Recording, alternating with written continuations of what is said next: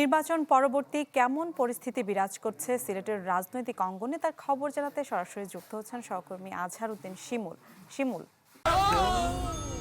ডেন্টিস্টের পরামর্শ নাও নতুন Colgate active salt. দেখুন, যেহেতু নির্বাচন 12 তারিখ শেষ হয়েছে, স্বাভাবিকভাবেই কিন্তু নির্বাচন পরবর্তীতে মানুষের মধ্যে কিন্তু এখনো উচ্ছ্বাস বিরাজ করছে।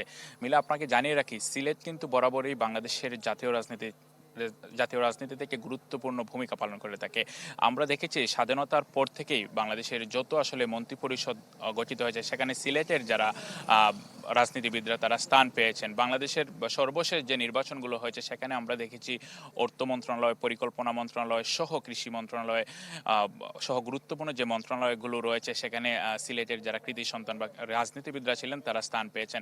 এবার যেহেতু আগামী মঙ্গলবার মন্ত্রিপরিষদ গঠন হবে, এই নিয়ে মানুষের মধ্যে কিন্তু নির্বাচন পরবর্তী একটি উচ্ছ্বাস বিরাজ করছে এবং নানা ধরনের আসলে প্রেডিকশন শোনা যাচ্ছে, যদিও আসলে মঙ্গলবারের আগ পর্যন্ত পূর্ণাঙ্গভাবে আসলে বলার সুযোগ নেই।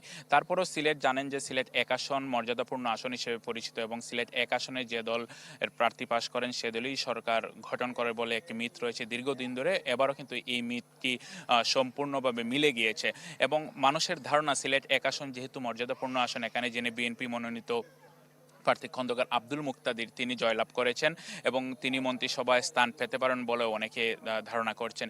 একই সাথে আপনারা জানেন যে দীর্ঘদিন ধরে তারেক রহমানের পররাষ্ট্র বিষয়ক উপদেষ্টা হুমায়ুন কবির, যিনি সিলেটেরই বাসিন্দা, তিনি এবার নির্বাচন না করলেও পররাষ্ট্র মন্ত্রণালয়ে তিনি স্থান পেতে পারেন বলে এরকম একটি গুঞ্জন রয়েছে টেকনোক্রেট কোটা।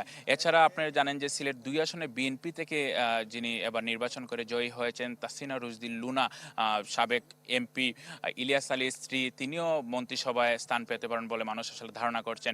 এছাড়া আপনারা জানেন যে হবিগঞ্জ 1 আসন থেকে বিএনপি মনোনীত প্রার্থী রেজা কিবরিয়া, যার বাবাও শাহ এস এম কিবরিয়া অর্থমন্ত্রী ছিলেন, তিনিও এবার আসলে মন্ত্রিসভায় অর্থ বা পরিকল্পনা মন্ত্রণালয়ে স্থান পেতে পারেন বলে মানুষের মুখে মুখে যাচ্ছে। তারপর আসলে এখন পর্যন্ত বলা যাচ্ছে না আসলে কারা স্থান পায়। একই সাথে আমরা দেখেছি যে সিলেট 4 আসন থেকে যিনি নির্বাচন করেছেন সিলেট সিটি কর্পোরেশনের সাবেক 2বারের মেয়র আরিফুল হক চৌধুরী, তার নামও আসলে শোনা যাচ্ছে।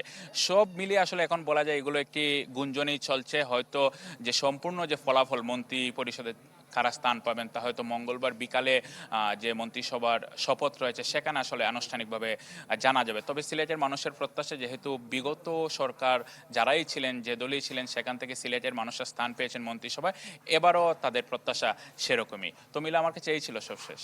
জি, ধন্যবাদ আপনাকে।